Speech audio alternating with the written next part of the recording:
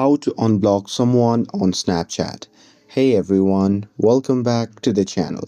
In today's video, I'll show you how to unblock someone on Snapchat. So now without further ado, let's get started. So here first thing first, open the Snapchat app on your phone and make sure that you're logged in to your account. And now here, once you're inside the app, just tap on the profile icon shown in the top left side of the screen. And now here, once you're inside the profile section, just tap on the gear icon shown in the top right corner of the screen.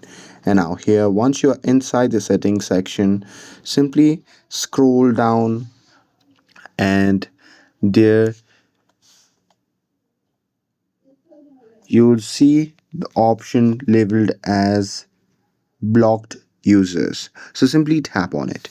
And now here, once you are inside this section, you can just find the person that you want to unblock, and there you can just tap on X next to the name. And after that, you can confirm it by tapping on yes, and that's it. With that, the users is now unblocked and can interact with you again.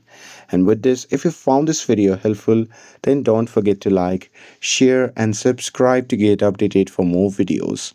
Thanks for watching and I'll see you in the next video.